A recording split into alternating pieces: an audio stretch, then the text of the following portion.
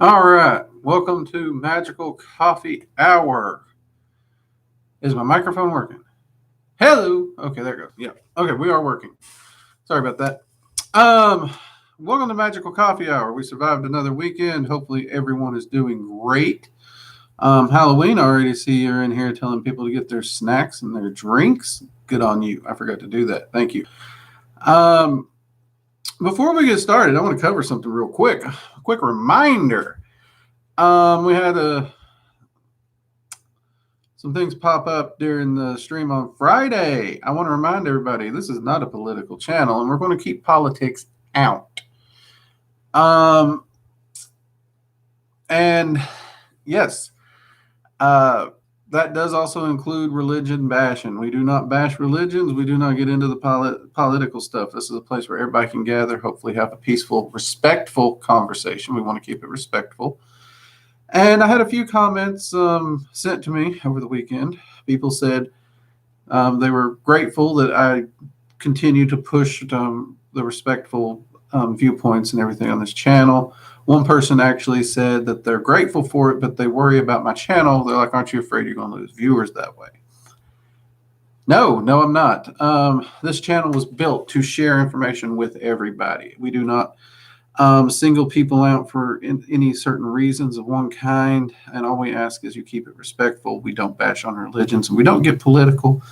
Because let's be honest, that's just it muddies the waters too much. And for those of you who have always been here and have always kept it respectful, I do thank you very much. And to the people who are incapable of that, I ain't worried if they don't find the channel. Plain and simple. I don't expect to get rich off YouTube. In fact, it don't really pay. Right now, it covers camera equipment, which that's recent because, as many of you know, most of this was out of pocket. So I do this as a labor of love to share this information and help people. So let's keep it respectful and non-political and no religion bashing. I'd appreciate it. You guys are awesome. Thank you very much. Mugs up. Now, with that public service announcement over, let's get to it. Purified, good to see you again. Radu, good to see you. Anika, good to see you.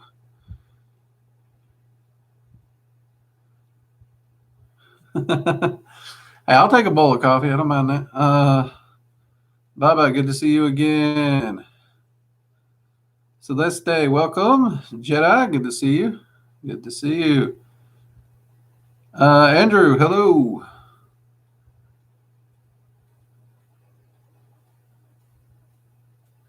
Tara, I can't really make it against the time has changed. It wasn't changed again. We did mention last week that Magical Coffee Hour would be at 6. Research and Ramblings will be at 5. Those are the new times to try and reach the people overseas as much as humanly possible. We're trying to stagger them a little bit.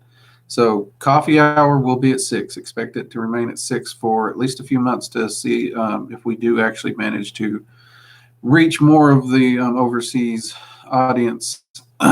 We're trying our best. You guys are amazing. I have so many followers all across the globe. It's so hard. There's only one of me. I need more of me, don't I? The world needs more Drake.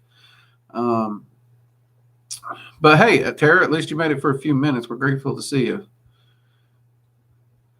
Hey, Stuart, no problem, mate. Like I said last week, no, you totally understood everything. You were actually not the one people were talking about. Okay, Stuart?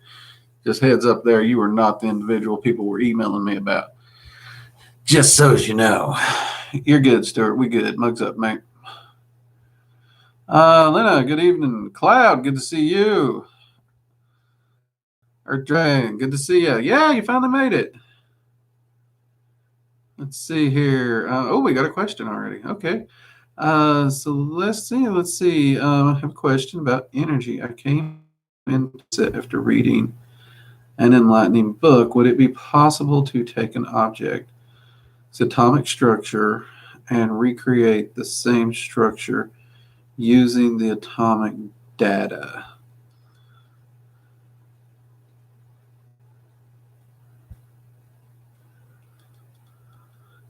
If you're talking about within an energetic construct and not the physical, then I'd say that's actually very, very possible. To actually duplicate a physical object in the physical realm using just energetic magic. That would be theoretically possible, but functionally improbable, if that makes sense. Because it is theoretically possible, but it's functionally improbable. I've heard a lot of people researching this. So far, no one's actually managed to turn up results. So if you actually turn up results on this, shoot me an email. I'd definitely love to dive deeper in on that topic for sure.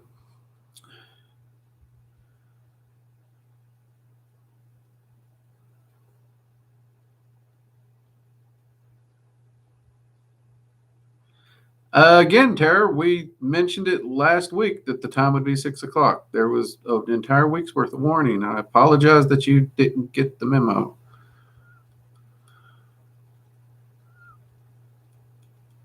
So we'll miss you.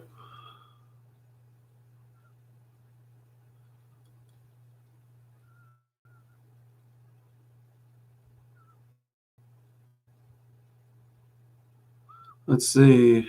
Wizard Warrior, good to see you. Good to see you.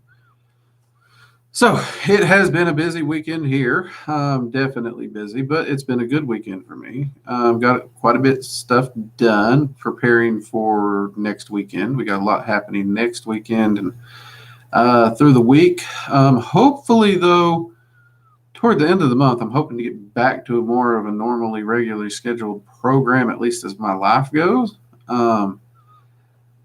It's been a little bit harder to get some of the work done, but then that's because I've been taking and doubling up on spending some time with the wife now that she's back in town.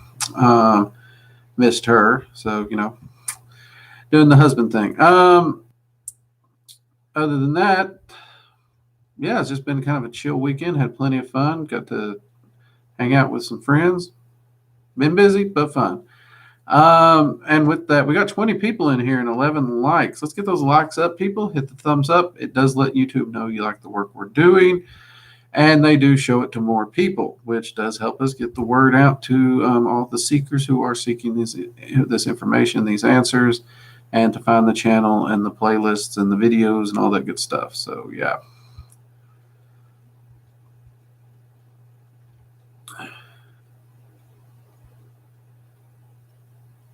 Have I posted the Fey classes for the Seelie and Unseelie courts? No, not yet. Those path workings and everything are still being worked on. It's going to be a while before I'm able to post those up at the school.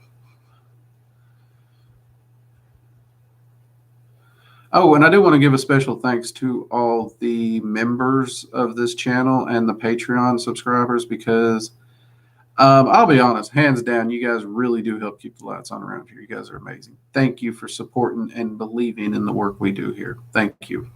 I meant to say that at the beginning during the first rant, but yeah. See, cloud gazing. So if I'm centering and grounding, how does the energy know my intentions for spell work? Well, okay, first off, centering is to center and feel yourself and balance your energy out, your energy. Grounding is to ground out excess energy as you are centering. So you should be grounding and centering, but you should not be doing them as you're doing spell work. They're after the spell work. And the energy knows your intentions because you do the spell work, you put the energy toward it, and you release it. It's no longer a part of you. You release it into the world to create the manifestation you want. So when you ground and center yourself, it's not attached to you in any shape, form, or fashion.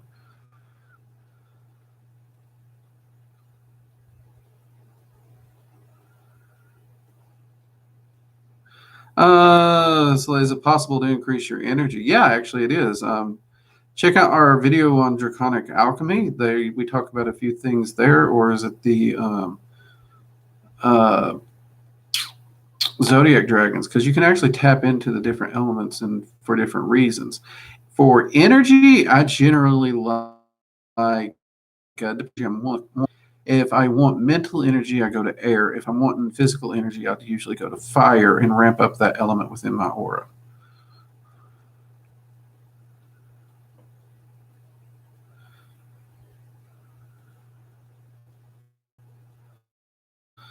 Stoic, I've recently heard that causing baneful curses is all about destroying the veil between our worlds and the astral. Do you know any more about? Yeah, nope, nope, nope, nope. Baneful curses have nothing to do with the veil. Absolutely not. I that actually don't even make sense to me. I'm trying to figure out where that one's coming from. Because honestly, a baneful curse, there's so many different ways to do it, and they have nothing, literally nothing to do with the veil. Um, that would be like saying that my fist has to do with the veil, because my fist connecting with your face, it, the veil has no part to play in it. And if you're utilizing energy on this side of the veil to affect something on this side of the veil's never touched. And if you're utilizing energy from the other side of the veil, you have to pull it over here before you can utilize it. And here's the thing: energy is energy. People want to separate energy into all these different kinds, and it's going to have all these weird effects. No, energy is energy is energy. It may have a different flavor, but it's not going to hurt the veil. And how you use it is up to you. You can actually torture and harm and do baneful magic with healing energy. It's been done a lot. In fact, some of the worst baneful magic is actually done through healing energies. So I really do not know where they're getting that one. That's interesting. I'm actually going to have to go look that one up. I want to see if I can find where their thought process is coming from. Maybe there's more to this than just that simple snippet of a statement. Maybe. I like to stay open to that, but hey, can the valve be theoretically broken? Absolutely, but it can also theoretically be repaired just as easily. It's not that big of a deal. In fact, what most people refer to as the veil actually would no longer technically exist. Because our world is actually starting to move far, far closer to the other side, and entities are able to move far more freely. So the veil, as it was once thought, is not there. However, the astral veil between the basically that barrier between the astral and the physical, that's still there. That's not necessarily what most people say when they say the veil. But yeah, veils can be harmed and fixed easily. It's not a big deal. But just pulling energy through it won't do it. Let's see here.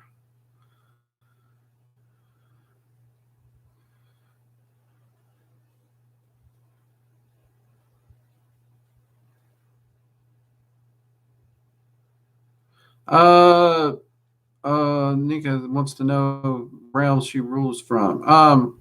Freya actually, her primary realms are only really two. Her hall. Freya has her own hall. It's like Falcon. I can't remember its name. I suck at pronouncing its name. Sorry, Freya. But both are mentioned within the Poetic Eddas. There is a website called Norse Mythology for Smart People. You could probably pop over there and look up Freya, and it'll probably tell you the hall. But beyond that, it's the areas of magic in which she works, which she's not really limited. The Norse deities are not broke up in this modern concept of let's put them in a box. So, yeah, you're going to be looking very much into Vanaheim, primal powers of creation and stuff like that. You're going to be looking at areas of warfare and battle, as well as life and death within the cycles. And you will be diving heavily into advanced trance magic and seed magic. But honestly, the best source, unfortunately, is working directly with Freya. I've not personally been able to find sources outside just the Eddas that I would actually recommend just yet. Always trying to get a hold of new books and read and be able to recommend, but my time's been so limited for reading.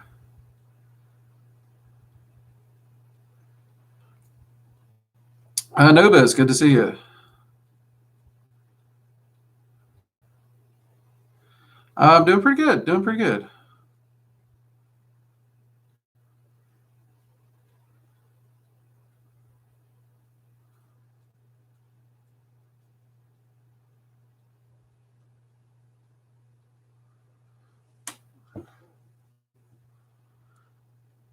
While Dharma, if you actually truly made a pact and you have the skill level to make a pact, there should be no do not accidentally happen. They cannot be made without your permission, nor can your memories be deleted of a pact. So there's a lot in that comment that's not making sense. And if you are truly making a pact, then you have the skill set to be able to have a full real-time conversation with the entity. There should be no questions or doubts left in your mind at that point. It's really is kind of that simple.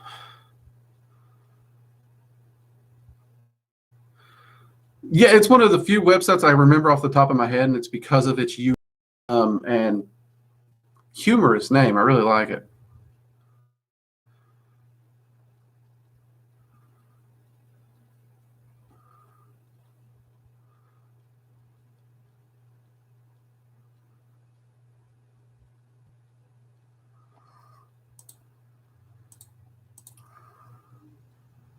So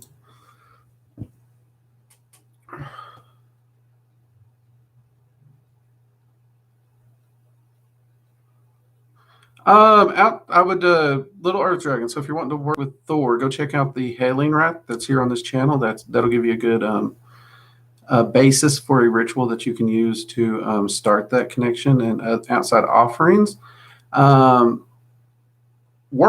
Actually work on your physical health, work out, hard work at your job, if whatever you do for a living. Thor is very much a blue collar god. He really is. He values hard work, physical might, and protection of others. Jade, good to see you. Sophia, good to see you.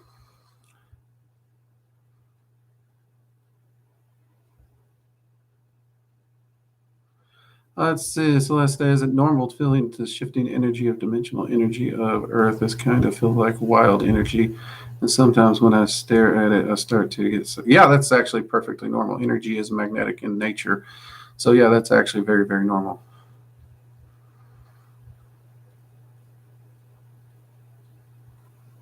Jarl, have I ever worked with the demons of the Goetia? Not the book, the spirits. Absolutely. In fact, I'm doing a series on those entities now. I think there's 5 or 6 of them already posted in a Goetia playlist here on the channel. After the stream, you should definitely go check those out. I actually enjoy working with the spirits of the Goetia, and all of them.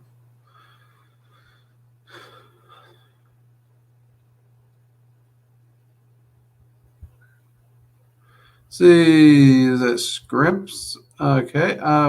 We wanted to let you know me and my partner managed to find our guardian dragons through your meditation, and meeting with them was an incredible experience. Thank you so much for your help. No problem. No problem, Scrimps. I'm glad. Congratulations to both of you. Mugs up. That's awesome. Awesome. A12, welcome. Glad you can make it. We're running a little low here on the coffee already.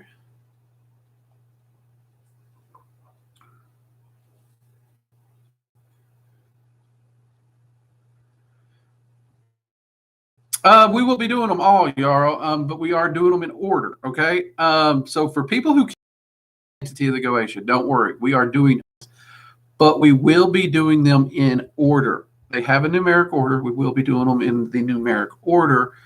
Way no entity receives any favoritism over another entity.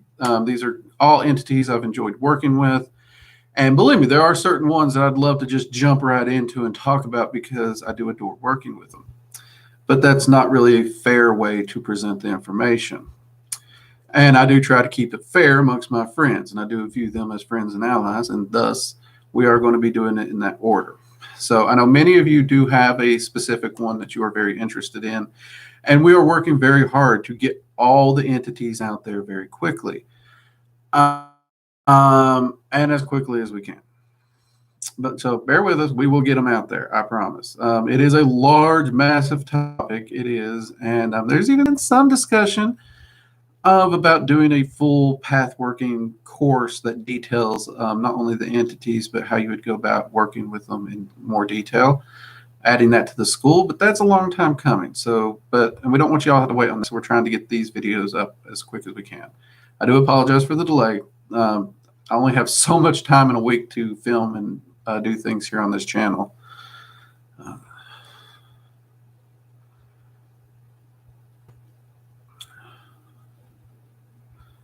Let's see. What skills would you highly recommend someone have? The base skills for beginning working with guardian dragons.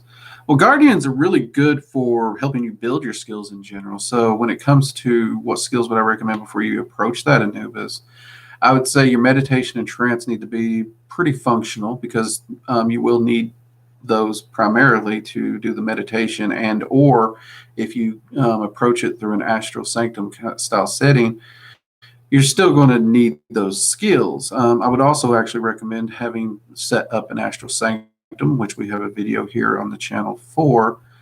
And I would actually be developing your arcane senses, which ties directly into that the skills already mentioned. But of your astral senses, I think the two primary you want to focus on are actually going to be arcane sight and arcane hearing. That's going to allow you to see them. That's going to allow you to have that conversation with them and leave you with fewer doubts. Those would be the skill sets that I would focus the most on. To those, I'd probably add a little bit of grounding, some shielding, because everyone can use some grounding and shielding just to help them out. But yeah.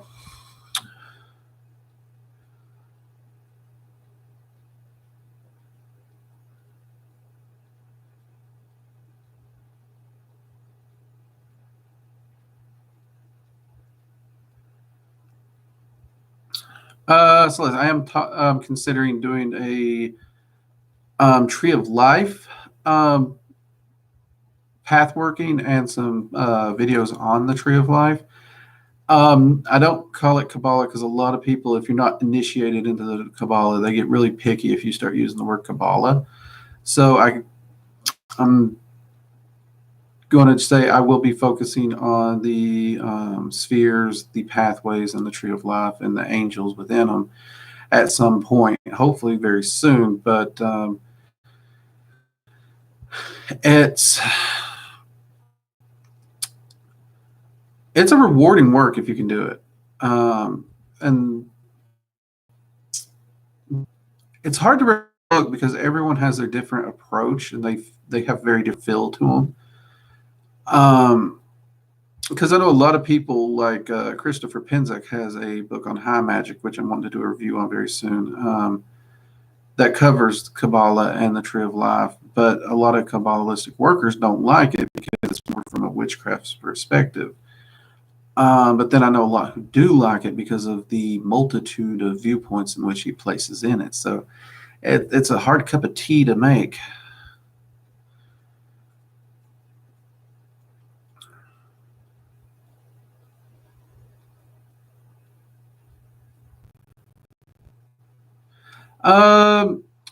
Stuart asked, would spirits of separate systems, say Viking, Voodoo, Wicca, Greek, know each other and work together? Actually, yeah, they do know each other. I've never actually ran into a case where they don't know each other. That would be actually interesting to me to find. And for the most part, they do work together. Now, you will run into a few things like the Norse deities, the Jotuns, the Aesir, the Vanir, they're not going to work with Agrabota. They got a major beef against Agrabota, and rightly so. They may occasionally work within a truce, but they won't work directly with her. But then that's just generally because of who Agrabota is. And you will run into certain entities like Odin, even Baron Samedi from Voodoo, who actually don't enjoy working and actually will flat out refuse to work with somebody like Santa Morte. And that's because they view Santa Morte very selfishly in how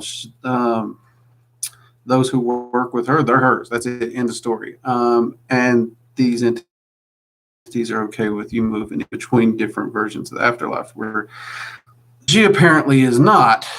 So they don't really jive with that. But outside those few exceptions, yeah, generally they would mostly work together. This is also why you need to understand the entity. You need to understand who it is historically, who the entity truly is, and not who the modern media is trying to paint them as. because that is a big deal. Because we have a lot of entities that are being reshaped and painted that have nothing to do with the actual entity.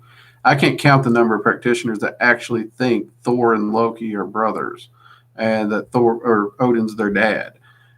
That is not historically, mythologically, in any shape, form, or fashion correct outside Marvel Comics, but people are running Marvel as if it's legitimate to these entities. Marvel writes a great story, but that doesn't make it reality. So, kind of interesting there. Yarl, by the way, love your channel. Going to check on those videos now. Thank you. Yarl, thank you. I'm glad you enjoyed the channel.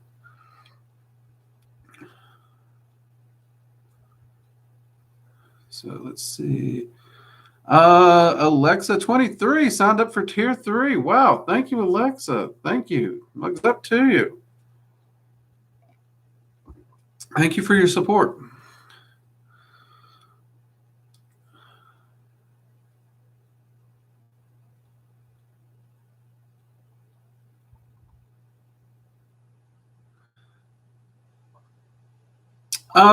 Is it possible to reincarnate in a lifetime and be restricted? Actually, no, that's actually not possible because the entire purpose of reincarnation and being on the physical plane is growth. And because of that growth, no restrictions are actually allowed to be placed upon us. We are supposed to be allowed to be opened and available to growth. Now, that's not to say we're not going to have problems where, like you say, you slip into these unconscious states and everything. That can happen. But that's the entire point of self-mastery, is so that you can grow and develop your skills past what you might view as your limitations and or restrictions. But it's not an actual hard set restriction that's placed on you during that lifetime. It's just that's who you are, and it's something you need to work on in order to grow. I've met a lot of practitioners who like to believe they have a arbitrary restriction, because then it's not something they have to worry about. It's not something they have to work on. It's something they can ignore. And that's the opposite of why we're here.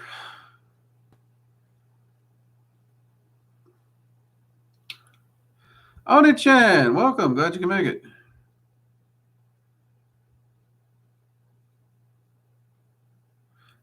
Do I recommend? In fact, I think I've done so twice in my entire life. The best way to connect with a deity is you personally connecting to them. A site or location, great. It's awesome to go to a place that's dedicated to them. It has nothing to do with your friendship or your relationship to that deity. And when you're working with a deity, the ground you stand on don't matter. What matters is your relationship with that entity.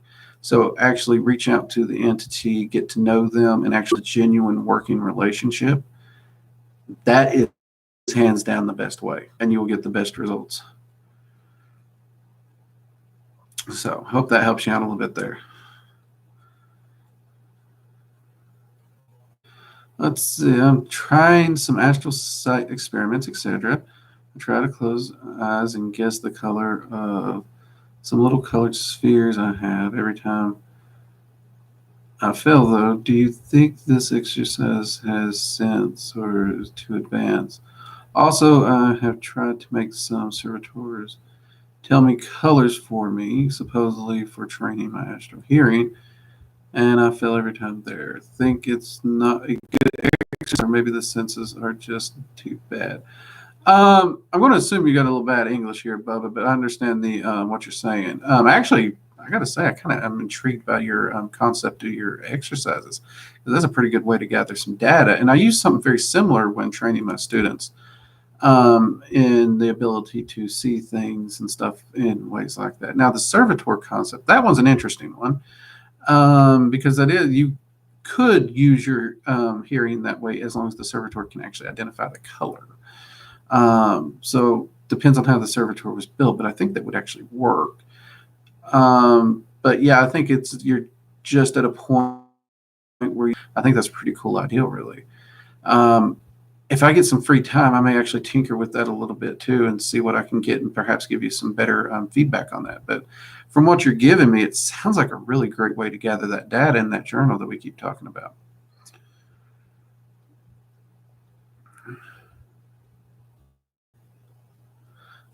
Stuart, can working with your ancestors help you discover who you might have been in a past life, or what your life's purpose is apart from ascension.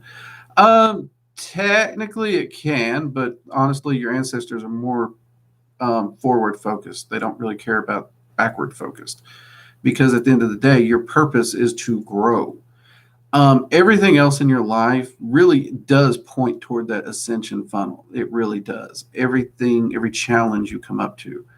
Um, we do like to think that our lives have a purpose of, I am meant to be a teacher. I am meant to be this. I'm meant to be that. Um, the truth to this life's purpose concept is we do have skill sets that can actually be utilized in different areas. Ironically, my skill set can be transitioned to very, very different places. And at different points in my life, I did find my purpose within those places. And all those purposes were indeed part of my growth, that was to drive me toward growth and ultimately toward ascension. Maybe not this lifetime, we'll see. But the key point is to do the best with what you have and where you are. Look at where you are and how can you do the best with what you are and who you are at this moment, and how can you grow at this moment. That right there will help you find your purpose at the moment, because your purpose will change as you change. If your purpose isn't changing, you're not changing, which means you're not growing. Nothing stays the same. Nothing is static. You are not fated and locked into a position of any kind. I hope that answers your question somewhat, Stuart, or a little too complicated. I don't know. I hope I didn't go too philosophical with that answer. I try to keep things simpler. Luna, hey, good to see you.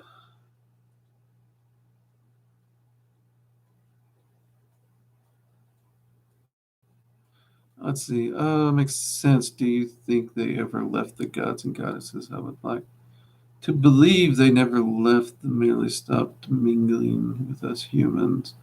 I would love to meet a god and goddess. I've worked and met with many a god and goddess over the years. Um, so I don't see why people think they've left. Um, that's just one of the things I've never really understood. I've made direct contact with different gods and goddesses, and had some of them make contact with me, whether I liked it or not. So yeah, no, I don't think any of the gods and goddesses have up and left.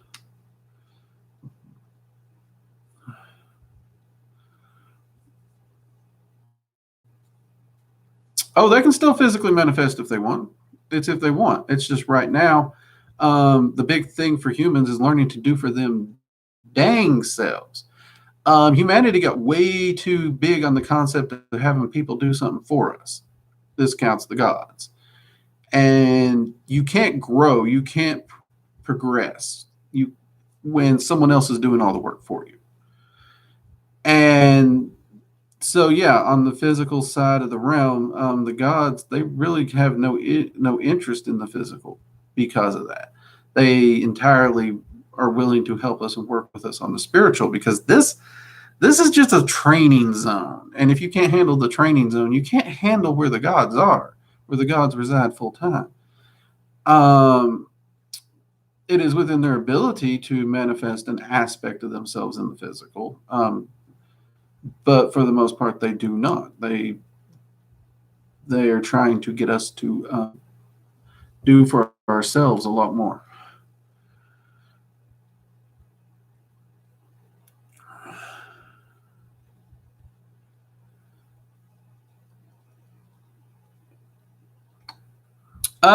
Anubis, that's an answer that I can't give on live. That really is. Um, but I mean, I've had plenty of instances where things have gone sideways. I've seen water catch fire for, to this day, we can't figure out why. We tried everything we could to get it. I've seen paint and finish on a staff ash during a ritual. I've seen some weird, bizarre stuff that when I first got into magic, I would told you was absolutely impossible. And I've been proven wrong on impossibilities. That's why I don't try to say anything's impossible anymore. I usually say improbable, unlikely, because Yeah, Magic's gone a long way to say, hey, we'll show you, buddy. Um, but the details of the biggest, oh my God, how much, yeah, I can't really share that one. But I have seen things that just boggled my freaking mind. And to this day, I look at those events and it's just like, how'd that even happen? Why'd that happen? Um, but weirdly enough, stupidity. But that's actually one of the reasons why I love what I do so much because um, maybe I'm an adrenaline junkie, I don't know, but those curveballs that manifest and leave me just looking at it like, what the frick just happened? I love that sensation. I love that feeling, and it really drives me forward in my research. Even though many of these things I haven't been able to replicate, but it happened once. I saw it. There's witnesses around me. Um, I have no explanation for it, but that doesn't stop me from trying to research it and gain a larger understanding of it.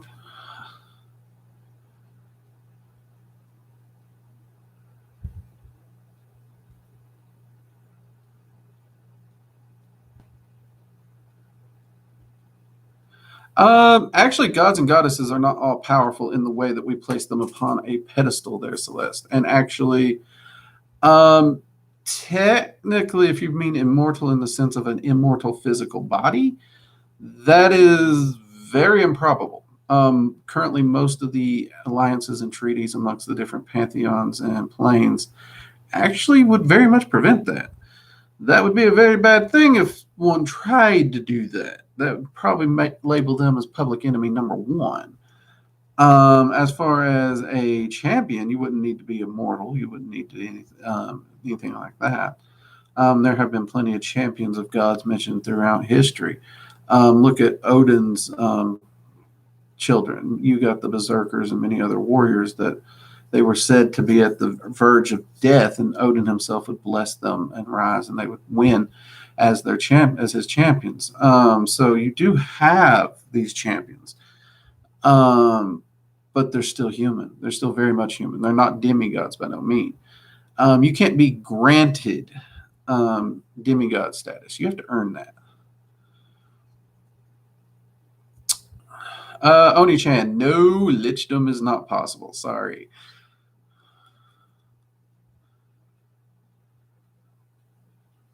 Alexa, wow, I'm watching one of your videos. I joined as a member, and you just so happen to have a live stream. Good timing. Yep. Actually, Alexa, it's kind of funny because we were on live stream, and I saw that you did sign up for Tier 3. I thought you were here in the live stream when you signed up, but just in case you missed it, thank you very much for supporting the channel. Mugs up to you. I am glad you enjoy it. It means a lot to us. Helps us keep the cameras rolling and the lights on. Making this stuff ain't free, but I try to make as much of it free and accessible to everyone as possible. Essentially, an actual demigod would be someone who has reached ascension and has reached enough self knowledge of the planes and consciousness that they can handle a large enough spread of area and consciousness to where they can be in more than one place at one time. So it's I'd say at least a step or two above what the ascended masters would be viewed as. But you got to get that ascension place first.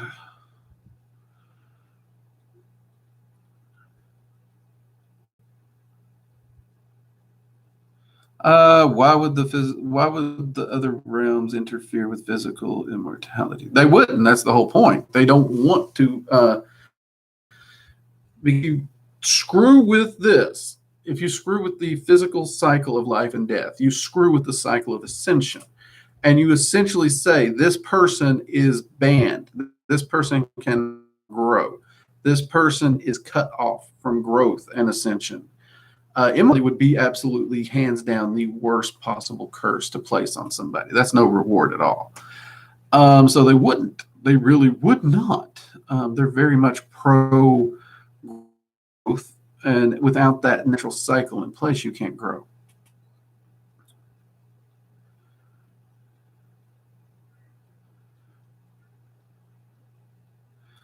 Do I agree with the historical records that demons and humans have had offspring? As far as the Asmodeus thing, I'm not sure if Asmodeus was a man, at least the demon. There may have been a man named Asmodeus. I don't know if it's yeah. That's There's no hard evidence to go one way or the other on that. Now, when we're talking about the offspring, this kind of leans into the concept of Nephilim, which in the book of Enoch, you do hear about the watcher angels who descended. They shared knowledge of the gods with mankind, and they did take spouses, and supposedly they did have children. This was at a time when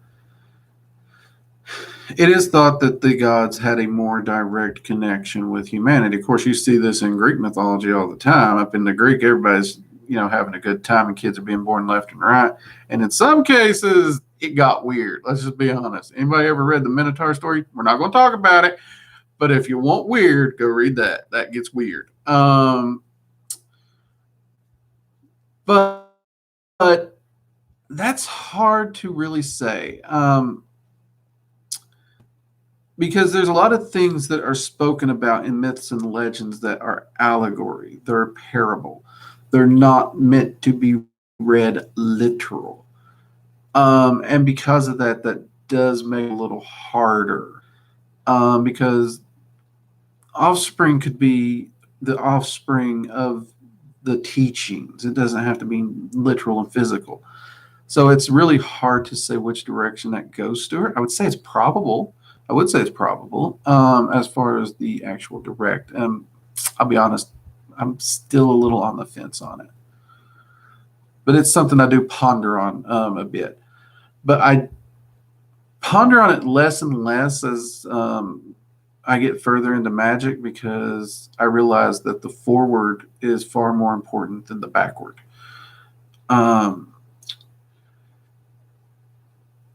So I do try to forward think instead of going backward unless it's necessary, and it's really actually necessary. So it's one of those things I'm still on the fence about there, Stuart.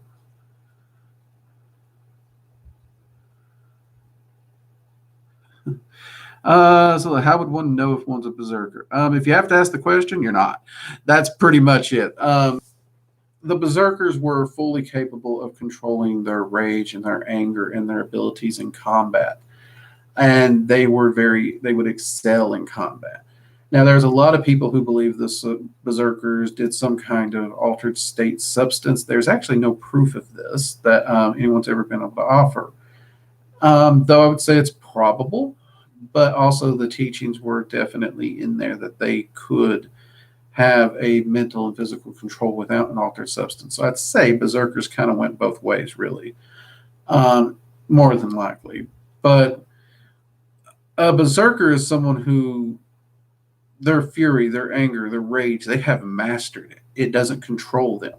If you've ever had a day in your life where your anger got the better of you, that's not mastery, because it got better of you. Yeah, so I've never met anyone who I think would come close to the title of a true berserker and didn't know it.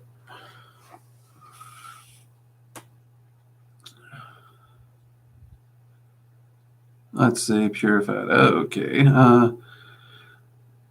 Yeah, the Minotaur myth it's an interesting one. I'll admit my wife is the one that got me interested in Greek myths when we were younger. And she told me, she's like, you should really read this stuff. It gets crazy. I was like, what do you mean? I started reading. I was like, oh my God, you wasn't lying. So that's pretty cool.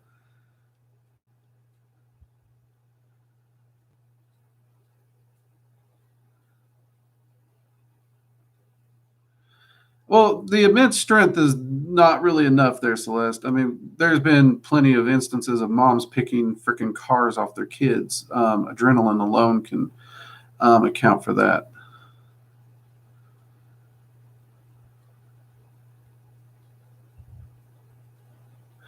In some discussions, they consider it. It's not entirely sure. Again, that we're dealing with those allegories at times. So yeah, some berserkers were thought to be shapeshifters. Not all, but they could definitely take on the aspects of them in battle too. Channel those spirits, not necessarily shapeshift, but channel for sure. Well, if the rage nearly consumed you, that's not a berserker. because the rage won't consume a berserker. They're in control the whole time.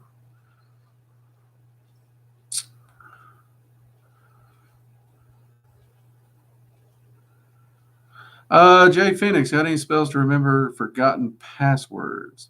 You know what? I really should work on one because I have to reset my passwords all the freaking time, and I've never thought to use spell work to remember them. So unfortunately, no, I don't, because up until you've asked, I never thought about using spells for that. And that's a freaking awesome idea, Phoenix.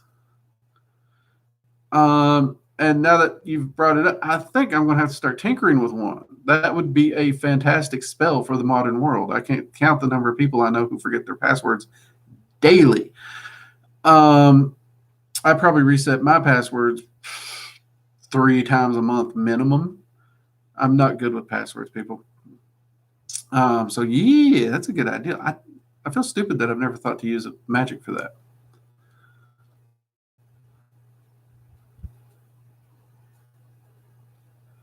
Yeah, I don't think I'll use a servitor for that, Luna. Yeah, no. I mean, I might look into it if other methods fail first. I'm going to use less invasive methods first to see if it works.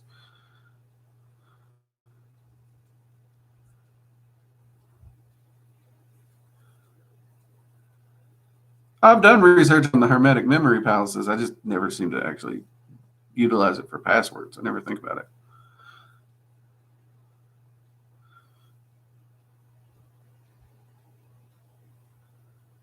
I do not lose my pins. My pins get stolen, but I do not lose them. I am really good about my pins. I'm like OCD about where I put my pins and stuff.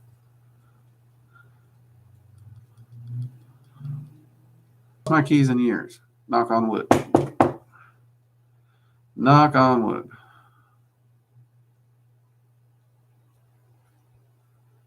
Yeah, I was thinking about utilizing a scrying or divination technique for the passwords. That's actually the direction I was wanting to go with that, Birdie. Because because I could totally just see a servitor whacking me in the back of the head and just give smacking me every time I forgot a password. I really do think Luna's analogy is actually very accurate to the way that might actually end up playing out on me. So yeah, I would have to definitely say servitor would be at the bottom of my list of experimentations there. The Fae do not steal my pins. They will steal pins and stuff. They generally are attracted to shinier objects, but but they really do not tend to steal my keys or my pins or anything. Which is actually I'm finding out one of the parts of the path working that we're working on.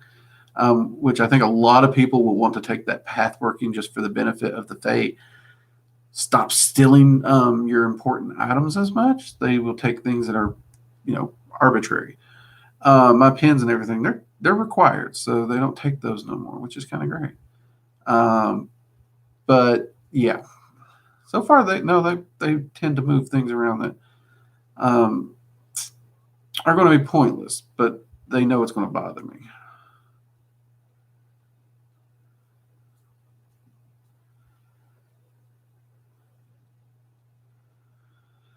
For new places, new beginnings, I love Freya. Freya is great for new places and new beginnings. But also when you're talking about home, Frigga, which some people think is actually just a variant of Freya. They think Frigga is actually more of what Freya became after Christianization began, because the whole warrior female concept wasn't really jiving at the time. So either way, whether you think they're two separate goddesses or the same goddess, Frigga and Freya, I think would actually be really good ones to go with on that.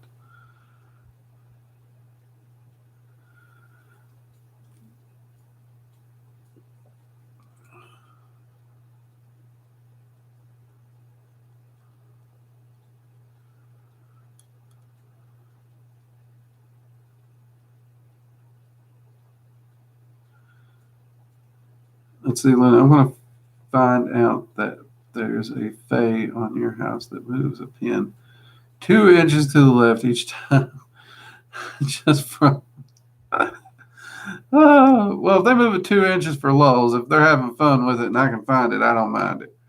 The Fae are more than welcome to have fun as long as they don't disrupt the operations and what we're doing around here. That's actually very important, which is actually important to the Fae Queens too. So I have an advantage. Which I won't lie, when something has gone missing, I might have told any Fae, if you have hidden this, be known if it doesn't turn up today, I'm talking to Mab. Usually turns up pretty quick. See you, Oni-chan. Have a good one. All right, we are getting at the 50-minute mark, which Halloween has reminded me of the time. Thank you very much. Let's see. Stuart, if you're set on buying a new car or needed a far-off holiday, what would your most tried and trusted method to make that happen? Honestly, depends on the situation. I actually contacted X Boonwell, which there's a video on that dragon. He deals with wealth and prosperity. When my wife needed a new car, and we were able to acquire her a new car of everything she wanted to the letter, far below what we would have needed it to be in order to afford it, inside 48 hours. So pretty quick there. Vacation wise, I'd probably go to X Boonwell on that one as well. Straight off, I mean, there's other dragons I could probably flip through that might make it fit. Some of them do work with travel a little bit, but usually with travel, it's more of a monetary issue than anything. So I love to go to X Boonwell for that.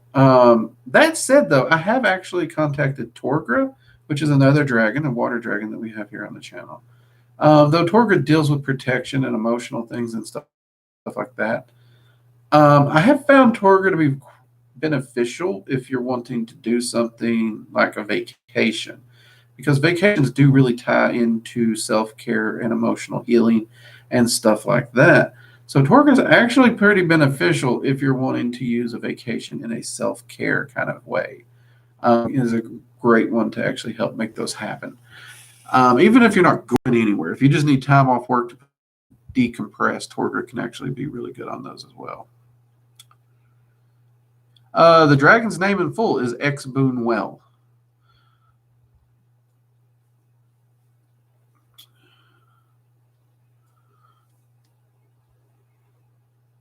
Many of those people who in Dragon Magic 102 will note X Boonwell pops up there as well as one of the specialty dragons that we go a lot deeper in. But he also has a video here on the channel introducing him. So yeah, he's a lot of fun. Great dragon. Many people love him. Him and Torga are very popular with members of this channel. So, all right. So we do have some videos coming out this week. I do not. Hold on. Let me see if I can check the calendar. Because, oh, crap, my phone's off. So I'm going to have to check it over here. Some people was like, Drake, you can't remember what videos coming. No, I can't. I'm sorry. I have a hectic little bit.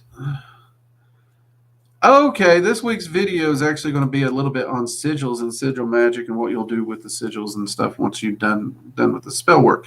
It's one of those little interesting topics that you get asked a lot. So we're going to be talking about sigil magic this week. The following week, we got another Demon of the Goetia coming up. And I think we got a few of those coming pretty quickly after that one. So do expect a few more of those Goetic videos coming up. And we do intend to continue the Sabbath videos that you all have been enjoying. And I've got a lot of compliments on those. So thank you very much.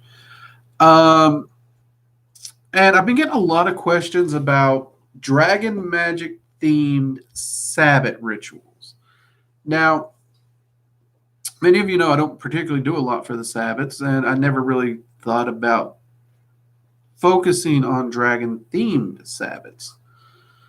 But I have been getting a lot of questions about that, so I want to go ahead and let y'all know that this is something we're thinking about. I'm going to be sitting down speaking with the dragons in depth, and those videos, once I can get them moving, will be coming to this channel, whether it be this particular cycle of the wheel or whether we start them on the next cycle of the wheel. I don't know, because they will not take the place of this simple, basic, just, not really religion or anything, not really thing, just how do you work with the Sabbats as just a standard magician. I want those videos still, but we are also going to start a Dragon Sabbat playlist in addition to that. So for those of you who have been asking me about that, that will be stuff that is coming. I have heard you, and we will be doing that.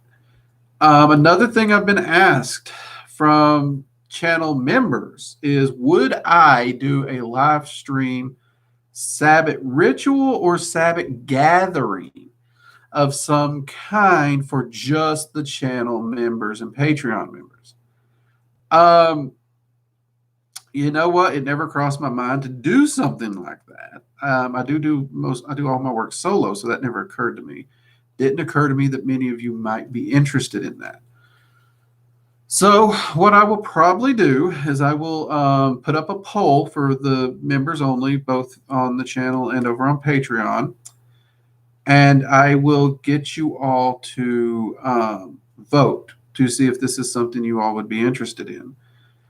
And it won't be something that's recorded and posted for replay. It'll strictly just us being able to get together, whether it be via Discord or whether it be during a live stream setup like this, where we can sit down and do something. We'll see what we can do. I don't know exactly how we're going to work it out just yet, but before I start hammering out details, I want to make sure how many people's actually interested in it before I dedicate the time. So I will be putting those polls up into the Patreon and the channel members only community tab so that you guys can put your votes in on that. And once we know how many people's interested, we'll start hammering out the details as a group effort. Okay? So that should be a lot of fun. Also, this is important. Maybe the next coffee hour, if not the next probably the next coffee hour, and maybe the following Research and Ramblings, we might have a guest. We might have a special guest. It won't just be my face up on here, so we'll see about that. So definitely stay tuned for that.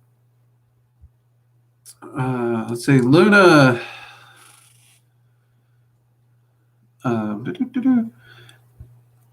I like the Sabbaths. They make me pay attention to nature's change. Yeah, that's the big one. They do help you with the cycles and the energy and everything. And yes, the guest will be Halloween. Yes, it is. It is you. We will be dragging you on camera. So, with that, everyone, you have a fantastic week. Get out there, keep practicing, keep those journals, keep them going, people. Believe me, looking back on those journals is the best way to get so many of your answers and to confirm so much of what you are manifesting and to see the progress you make. There's been many times where I felt I haven't made much progress. Then I go looking at my journal and I can see how far I came in a month or even 3 months. And it is freaking amazing. It just floors me at how much progress I continue to make month after month. It doesn't feel it when you're the one walking it because every step feels like a struggle and you're not really seeing the change because it happens so gradual. But when you can look back at that journal and see the chunk, the big chunk, it's like the before and after picture. It is an amazing thing. So make sure you're keeping those journals and keep up the great work. Also, other projects, hopefully, that we'll be able to announce to you all very shortly. And until then, everybody, mugs up to you. Have a great week. Stay safe. Keep progressing. Good night. Bye-bye.